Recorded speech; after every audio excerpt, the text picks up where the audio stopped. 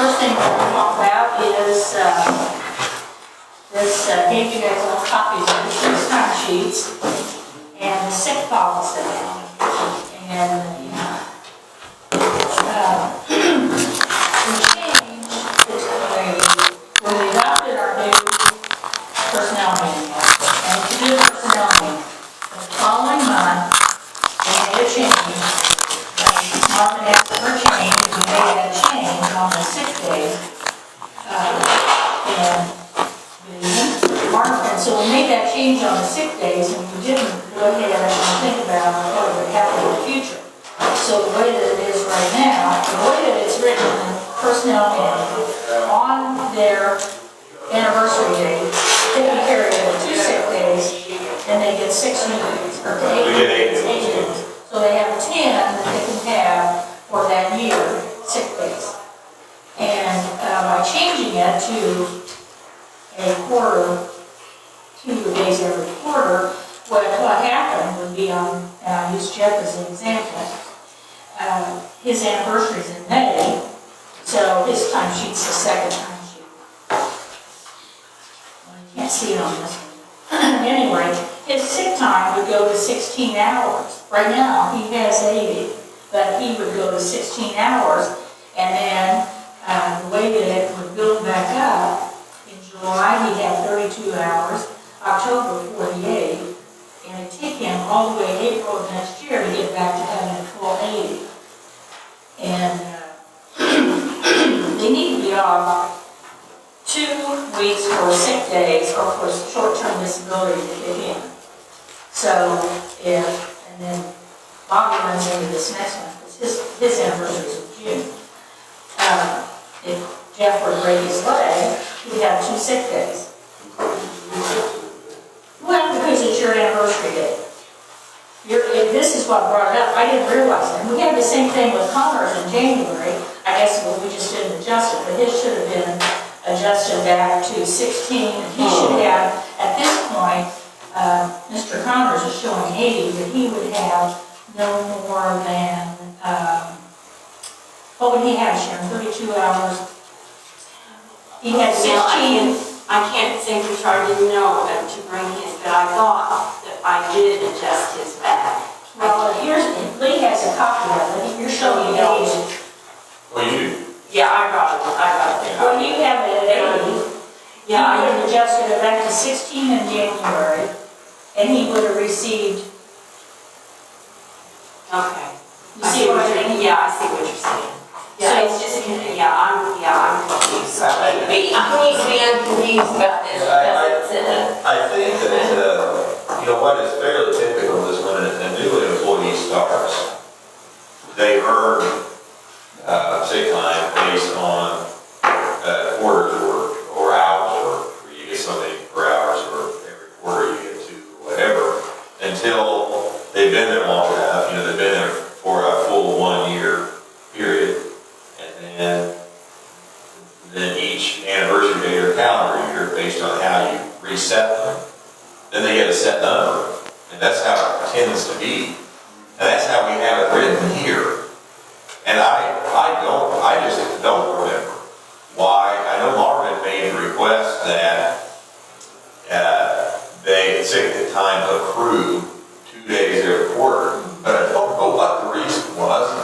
And I don't know why the council agreed to it, because we had just fairly recently adopted this new manual.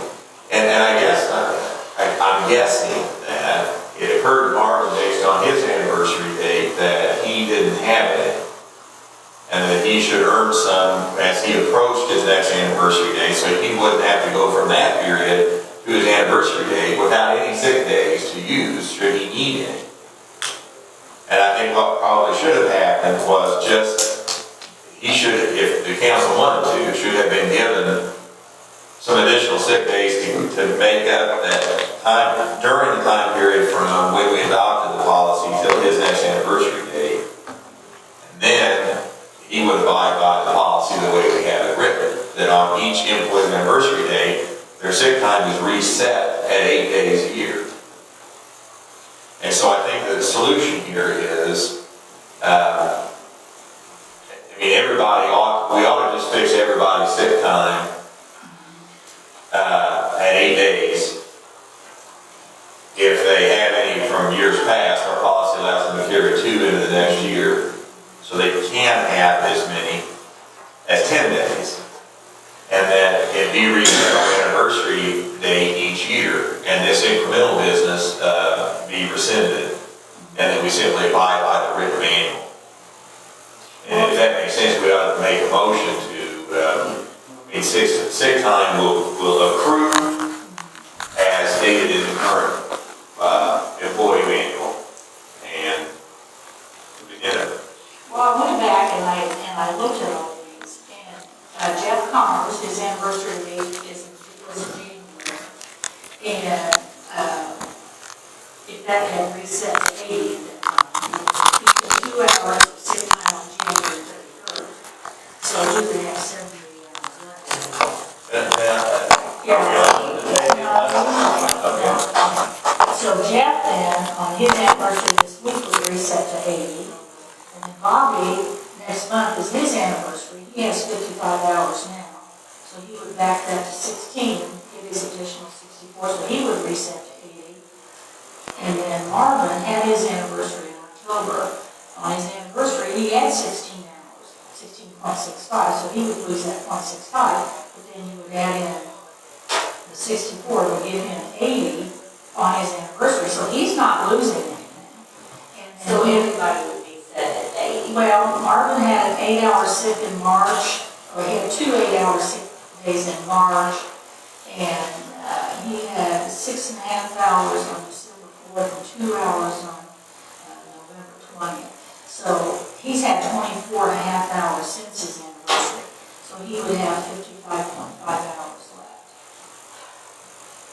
And I'll email this to you. Okay. But really, Yeah. on the anniversary date, it's reset at 64. Yeah, and plus if they have 16, And that would be a day. Yeah. Yeah. If they have, and it would reset at 64 plus whatever they have left from the year before, not to exceed 16.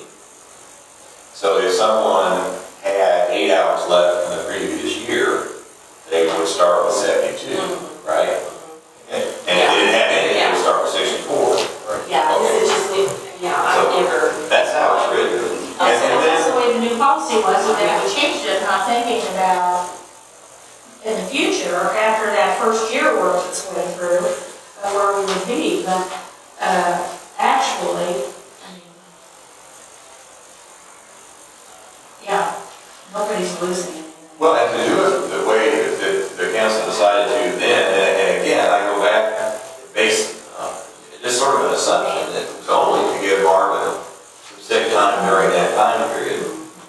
But it really works a hardship on the employee not to let all of them reset on the anniversary day, because if during that first quarter, they need to take off 3 days or 4 days because they're sick, they don't have them. So, It's not fair. No. well, it's not as flexible, certainly. We're talking sick time. Just sick days, just sick. And that's, as an employee, you always hope that you don't use it, right? I mean, you don't have to, nobody else is sick. So you got, they have personal days, they have vacation days, and they have sick days. And holidays, Holidays. and they've all got comp time, so yeah. So on the sick days, everybody's gonna have it very, very something, right? Well, if you're carrying over, now, if you get up to your anniversary and you don't have any sick days left, then you're gonna have 64. Yeah. But if you have time left, if you carry over those 2 weeks, then you have 80. But the most anybody can use in a year is 80 hours. Right. But after 80 hours, if you did get put on, or whatever, then it's either gonna be workman's comp. Yeah. Or something else. Short-term disability. Yeah. Well, I mean, if you use all your sick time and then are ill, you have vacation time you could use, you have the first day you could use, you have comp time you could use. And if you use it all, then yeah, I think we've got a problem.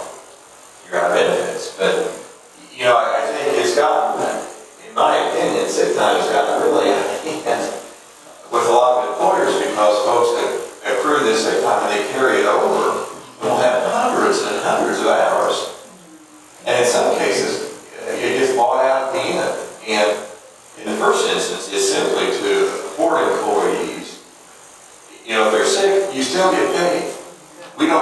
you can suffer the hardship of being sick and lose a day's pay. That's what it's supposed to be. And it's turned into a benefit that a lot of places, I think, employees take sick time, whether they're sick or not, thinking it's like more vacation. And so, we need to keep it a check. I mean, it's an unfunded liability, is what it is. If you're sick, we're saying you stay at home, so you don't make everybody else. Okay, so to resolve that then, we just need a motion to return to the policy as it's stated in our personnel manual and to, yeah, that's it. We just need a motion to return the policy that's in our personnel manual. Motion to return to the policy or sick hours. Okay, is there a second? Okay, is there discussion? All those in favor say aye. Opposed, same sign. Motion carries. Okay, now on these timesheets again, there's another thing that Lee pointed out, which he's right. And I think that Sharon, when she came in the office, she just carried over doing what was done before. But an employee on holiday hours, they should never have any holiday hours carried over. If tomorrow's a holiday, everybody's paid 8 hours for that holiday. And if they work 4 hours, that would be 4 hours of joint comp time. They wouldn't have any money total in holiday hours. So actually, what's in the holiday column should be moved to comp time, right? I think so. Because there really isn't any such thing as a carryover holiday. They're paid that holiday. I mean, it's not discretionary to use when you choose to, so I think that's. It's paid, they're paid that, everybody's paid 8 hours for the holiday, and if they have to work, then that goes into comp time. Okay? So on Connors, Downey, Leslie, those three have holiday hours, and we just move those in over to the comp time. I don't think we need a motion anyway, because that's, other than that, I think everything else was okay on our personnel policy.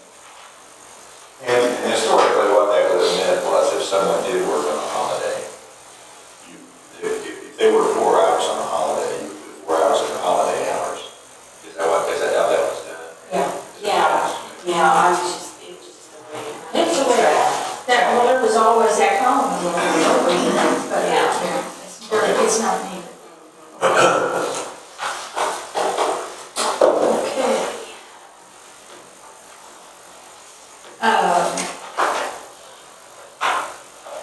You guys all have a copy of this whole worksheet to go through on the nuisance ordinance, one that they filled out, handed out. Like I said, it's a place to start this discussion. It'll take us a couple of years. And so we'll just start at the top.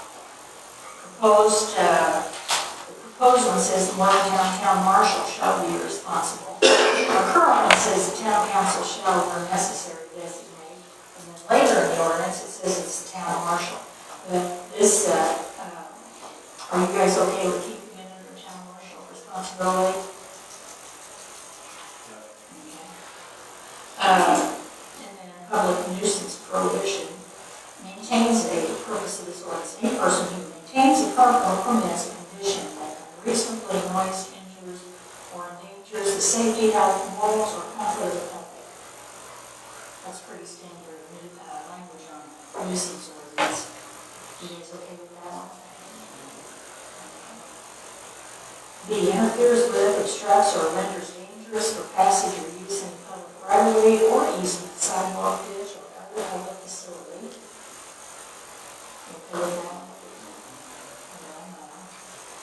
Does any other act or condition declared by law or this ordinance to be a public nuisance? And that's just pretty much standard. Standard language, it cites the Indiana Code 36-1-6-2, which is incorporated here. Excuse me, you have that copy of that? Yeah.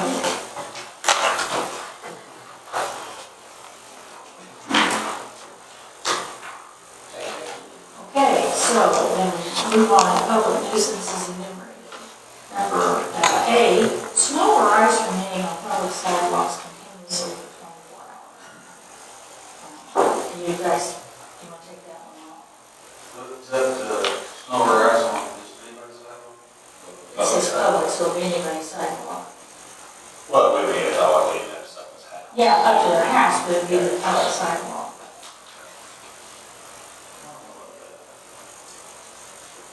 Oh, yeah, I've seen it.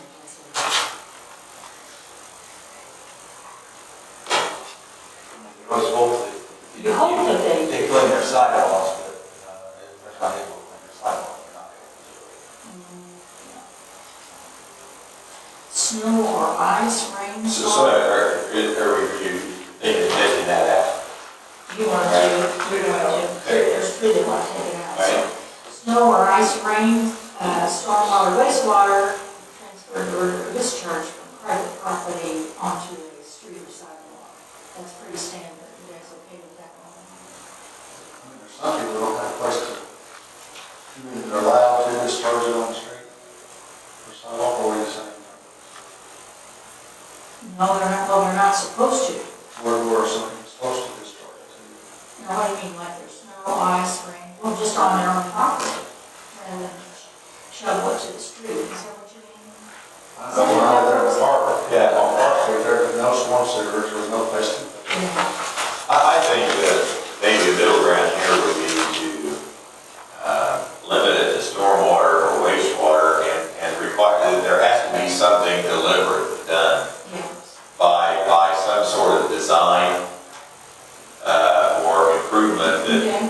not that they're just allowing it to flow by the force of gravity off of their property onto another. I don't think there ought to be a requirement that they stop it from happening. But I don't think somebody ought to have some that discharges directly onto the sidewalk or directly into the street either. You know, that's the difference. Yeah, but the town should have to have a place for it to go. Okay. If there's Well, you no mean place the for it to- storm, the storm? Yeah. Well, and you can take that one together too. I think that there's a difference between asking a resident to do something to keep this water from flowing to the street or sidewalk. And that's a real burden there. And discovering that someone really has, through some gutter or channel or pipe, actually diverted the water so that it's pumping right out onto the street, as opposed to then disposing it some other way. Those are two different things. One's by design, and one is kind of by omission. And I see you take it all together, but I think those are two different standards. I'm going to check that. We'll come back to that one. I'm going to check that because I am almost sure that that is already in our stormwater ordinance. I'm I almost bet it is. sure. I'm almost sure. Well, but if it is, then, you know, then that's a better reason to make it a public nuisance. Yeah, I mean, I'll check Okay. that because I think that the stormwater and wastewater both are already covered in those ordinances. So I'll check that. Because we won't do this. Okay, C, all trees, shrubs, hedge, weeds, grass, and other vegetation, signs, fences, and other obstructions that block or interfere with the view or line of sight. Oncoming vehicle traffic. Any problems with that one? All trees and plants or thereof, shrubs, hedges, weeds, grass, and other vegetation that cause damage or interfere with the same and efficient use by pedestrian and vehicle. So that would be on public street sidewalks or trails. You guys okay with that one? Okay. Obstructions and excavations affecting the ordinary and intended public use of streets, alleys, sidewalks, public grounds, natural waterways, ditches, gutters, drains, and curbs, except as permitted by this ordinance or other applicable law. I think that was adding someone is actually, you know, curb cut, street cut, sidewalk cut, whatever it might be, to install lateral or something like that. And you're going to have a lot of people to do work that needs to be done. Any problems with that one? Okay, a party or gathering, a reasonable unreasonably disturbs the peace, quiet, or repose of the public or of another person's use and enjoyment of the property. Any problems with that one? The marshal's going to determine this. Yeah.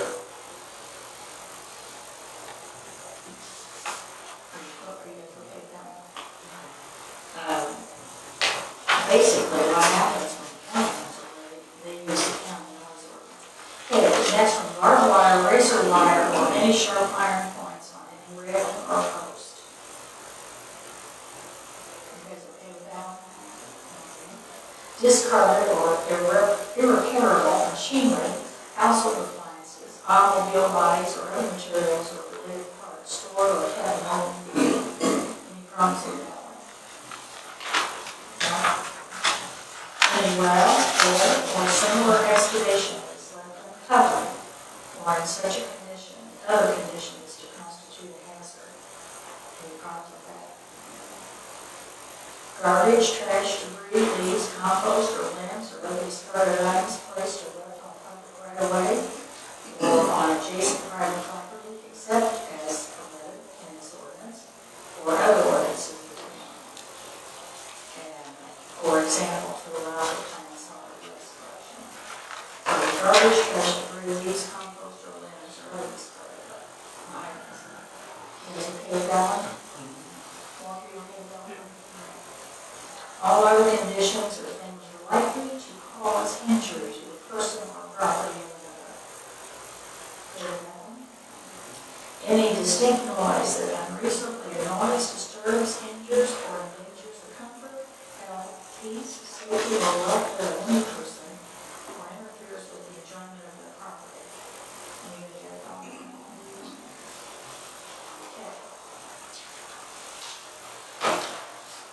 And discharging of the exhaust or permitting the discharge of the exhaust of any internal combustion engine or vehicle, motorcycle, or ATV, except through a muffler or other device that effectively permits loud or explosive noises therefrom. Anybody have a problem with that? That's a long, real wordy way of saying you have to put a buffer on. That's all it's saying, really. So you got a noise ordinance. You guys okay with that one? Okay. The use or operation or permitting the use or operation of any radio receiving set, musical instrument, music device, paging system, machine, or other device for producing or reproduction of sound in a distinct and loud manner that disturbs the peace, quiet, comfort of any other or general public. You guys okay with that one? The outside parking and storage on residentially zoned property of large number of vehicles, materials, supplies, or equipment not customarily used for residential purposes. That, and the first one is obstruct views of the streets or close that. Okay. Create cluttered and otherwise unsightly areas. You okay with that? Prevent the full use of residential streets for residential parking. Okay with that? Decrease adjoining landowners and occupants' use and enjoyment of their property and neighborhood.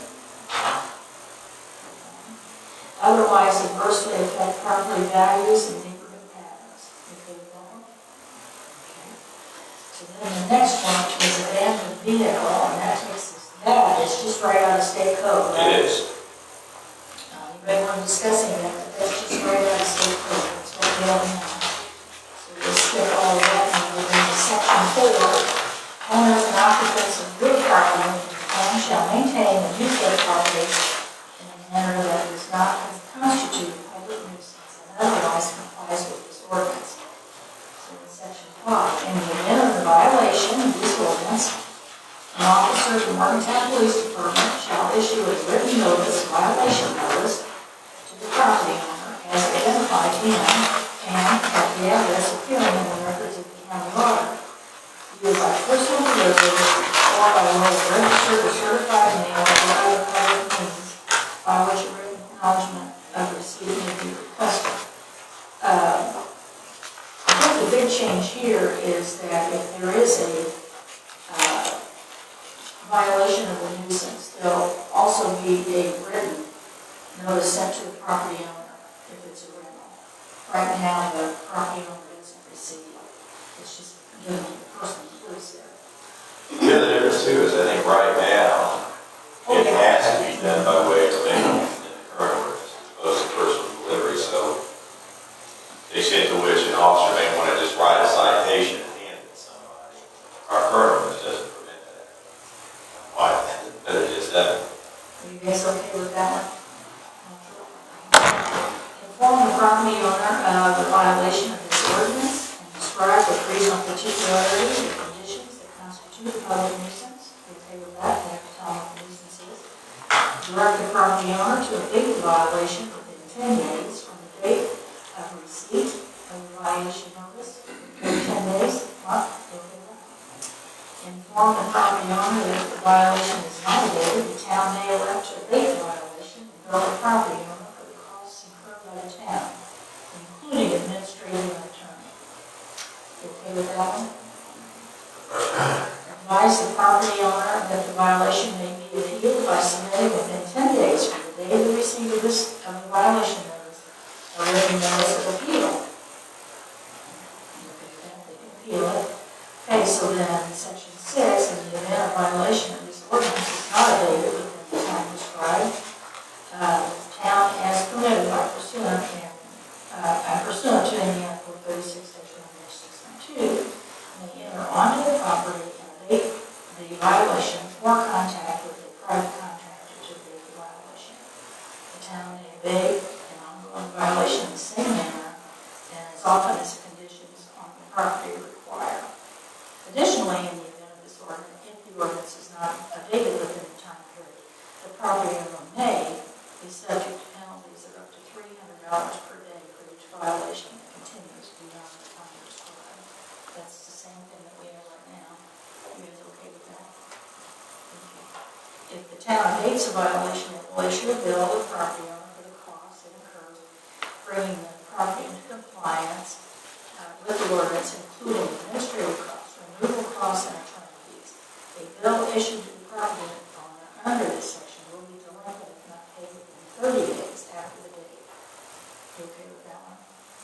And then, if they don't pay with this next one, if they don't pay, a property owner may appeal a violation notice or bill issued under this ordinance by delivering to the town marshal within 10 days of receipt of violation notice or bill a written notice of appeal, stating the basis of the appeal and requesting a hearing at the next regular meeting of the town council. So the person has the right to appeal it, and it would be come to the next council meeting. Upon the conclusion of the hearing, the town council shall make a final decision concerning the appeal, take the matter under advisement, or take up such other action as the town council deems advisable. During this pendency of the appeal, the town will cease enforcement and collection efforts. You're okay with that? Okay. Section 9, this ordinance repeals all others as standard. And section 10, it's effective on its final adoption. So those are standard. Go ahead. Well, it's on the appeal. As I read this, I don't think that someone appealing ought to have a state basis for the appeal. I think if you want to appeal it, they should just say I'm appealing it, and they don't have to explain why or what the argument is until they get here. I mean, they have the right to appeal it. They don't have to state in the appeal why they have the right. They have it if they want to. So I don't think we ought to have to state in there what the reason is. Okay, So I would suggest taking that out. Are you guys okay with that? Okay, so you're going to change that one. And then back on page 3, that last one, the parking and storage on residential large number of vehicles. Well, something's wrong with how that's written. It says the outside parking and storage on residential zone property, large numbers of vehicles, and vehicles, materials, supplies, or equipment not customarily used for residential purposes. In violation of the requirements set forth below is declared to be a public nuisance. I think what it's saying is that any other vehicle, materials, supplies, or equipment that really aren't used in the normal course of someone living in their home, you know, that not lawnmowers and not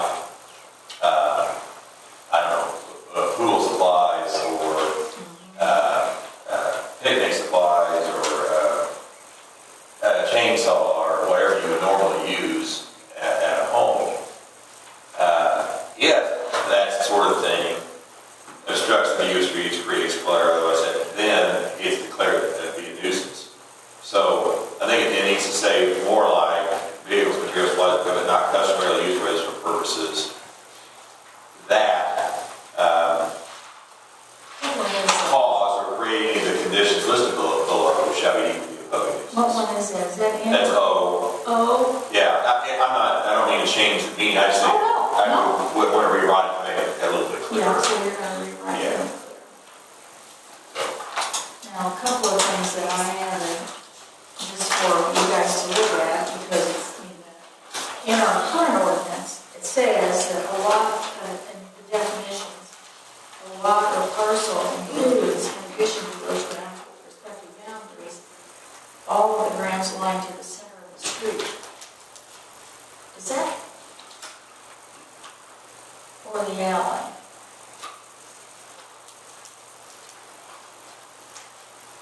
I have the current ordinance here. I don't know why it's defined that way. I don't know. I don't think the way Morgantown's platted, that a lot goes to I the didn't- street.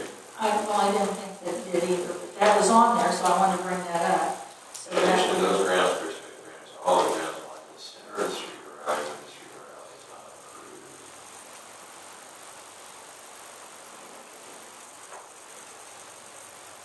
Well, that almost seems to contemplate like a private street, it seems to me. I don't know whether that would, I didn't but it know. says it includes all of the grounds lining the center of the street or alley where that street or alley is not It's approved not improved. or dedicated to the town. And so, I don't know if there is such a thing, but throughout the town, the streets are improved. And the streets are dedicated. And in every case where that is what's in front of or bound around any of these lots, it is just a lot. I don't think that needs to, I don't. Okay. The other, That doesn't say anything. these other things, they were just off of the old ordinance, but that just wanted you to see that we're really not changing anything, basically, on what the nuisances are. The only one that, there were two on our nuisances that we have now that are not removed. And one of them was any condition which provides harborage for rats, mice, snakes, or other than. Of course, I'd say building gets that, and I think generally that's included too. And the other one that we have had to use, dead smoke, noxious fumes, gas, soot, or cinders in unreasonable quantities. That's one that we haven't had to use. Some people. Yeah, the part of the one on rats, mice, and snakes or other, or so that would just be wild kind of critters. Yeah, it might not be bad to have a specific reference like that. That's pretty typical in a nuisance ordinance. Yeah, I just. It is in our it's not- unsafe yeah, it's in our unsafe, but it's not in our nuisance. Might work that in or something. You guys have any other comments or anything on that? Okay, so I think we can pretty much, what did you think about the smoke and the rats? You want to put that in? About smoke and rats? Are you pro-rat, Walter? Shoot. So Okay. now I'll change this and have it for you at the next regular meeting. I think we're okay with that. You guys okay with that? Okay. Now, the other thing, I'm just going to pass these out because we're not going to do them now. But for consideration, Founder has a burn ordinance. So a lot of places do it. Theirs is very simple, very simple. It goes right along with fire, or with the state burn ordinance. So that's just something to talk about later. And also, I want you to have, because I don't think you have a copy of Morgan County, this one, Morgan County, well, Walter knows about it. Because he cited it. The Morgan County rental property ordinance. And this is just something for you guys to look at. But it's if you go, well, just kind of read through it. I know it's long and you have, but I think you said, Walter, you had to call the health department before. Yeah. So those are just things that's kind of, we'll talk about it future meeting. This may be plenty for tonight too, but I did a draft of an animal control ordinance too. Did I? Did I distribute it? Well, I don't Are you think meeting tonight? Does that sound familiar? I don't Yeah, know. I think you did. Yeah, I thought so. Anyway, Oh, we didn't distribute it, I don't think. Or maybe you did, but we did, yeah. we didn't talk about it, but I thought I handed it out. I haven't, and if you don't have it, I can send it again, but, you know, that's along with nuisances and property use and development regulations and things like that. And in trying to help our police department understand what's expected of them, you know, animals become an issue a lot of the time. And you know, it's a problem in every community, but if that's something you want to look at more closely too, that's kind of goes along with sort of the subject matter you've been talking about. Okay, we'll do that back out. Okay, the last item of business is purchase agreement, or purchase offer, resolution to submit a purchase offer on the building at 2949 West 4th Street. That's okay, I'll get it from you, maybe check it more. Yeah, we have did you want me to? No, go ahead. You all have a copy of the proposed resolution. It was the subject of the executive session that was just concluded to consider the purchase of the building or buildings located 29, 39, and 49 West Washington Street here in town as a proposed new location for the town hall. Under NESA statute, when a municipality seeks to purchase land and or structures, it must appoint two qualified appraisers who are to, within 30 days of their appointment, appraise the property and return an appraisal report. And then the statutory limitation is the municipality cannot purchase property for more than the average of those two appraisals.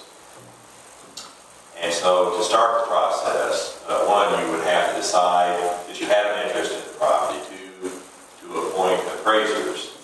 And in this particular case, you had some discussion about how much you thought would be an appropriate price for the property and an interest in trying to sort of secure it and that opportunity before starting down that road with the appointment of appraisers.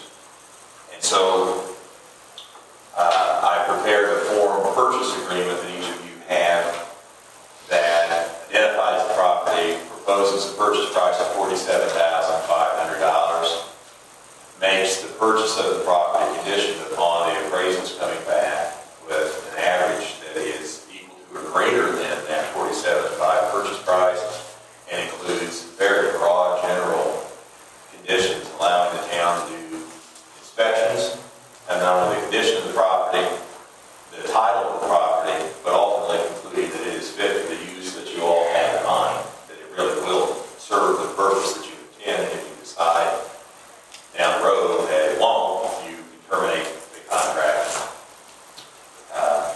be released. It is maybe more like an option than a purchase agreement. It's a conditional purchase agreement, but the conditions are broad enough that I think its purpose really is to secure the property, to sort of tie it up, as we sometimes say, so that you can proceed with this process and ultimately decide whether it makes sense to do that, and whether the statutory requirement of appraisals that set the value high enough are available. So with that in mind, we have resolution 2015, I don't know what number it is, we'll assign that to it. It is a resolution expressing interest in purchasing land and structures. You inquired about purchasing the property, 2939 49 West Washington Street. It states the Indiana Code section that requires that you adopt a resolution and appoint appraisers.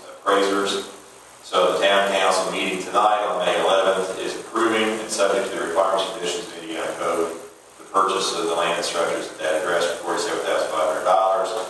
The council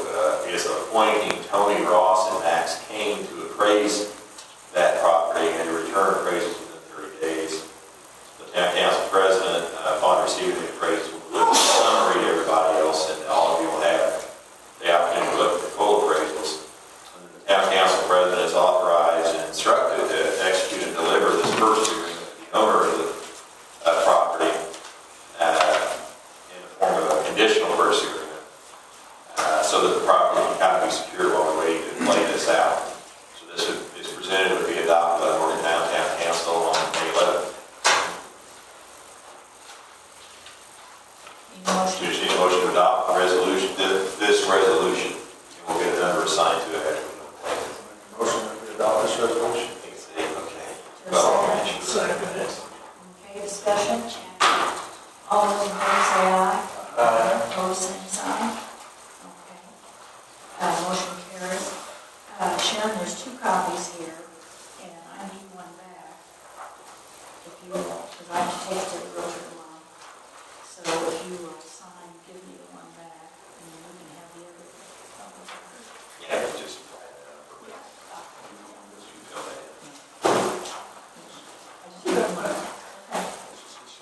Okay, if there's no other business for the council, is there a public opinion, public comment? Yes, I'll start section 3N.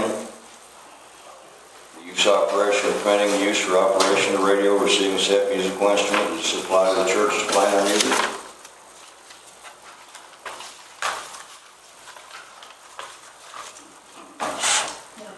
I wouldn't think so, that would be up to the town marshal, but the church plays music. Okay. Secondly, I would advise this board and our attorney to contact Mr. Klein with the Morgan County Prosecutor's Office on relations and the rules of engagement in the state of Indiana. I have, and you should. I don't even know what you just said, Joe. What I did said you say? you should contact Mr. Klein at the Morgan County Prosecuting Attorney's Office about rules of engagement with police officers and private property rights in the state of Indiana. Okay. You should talk to them. Okay. I would do that. Well, we had a conversation with Mr. Sonic, but we should go to Mr. Klein. Yes, I would definitely have a conversation with him on the rules of engagement in the state of Indiana. I would do that. Well, I mean, we've had a conversation with Mr. Sonic, that's okay. Okay. Any other public opinion? I got a question. Uh-huh. I live in Grant and Elm Street. There's 2 alleys there. Because they're used almost like streets, regular streets, because of the home. I'm just wondering, I just wondering, They started the Cutter Road, and they were able to Cutter Road, and they were able to start it, and they have to parsley it, and they parsley it to be fixed. Any other comment? Any other comment? Motion to adjourn? Motion to adjourn, favor, say aye.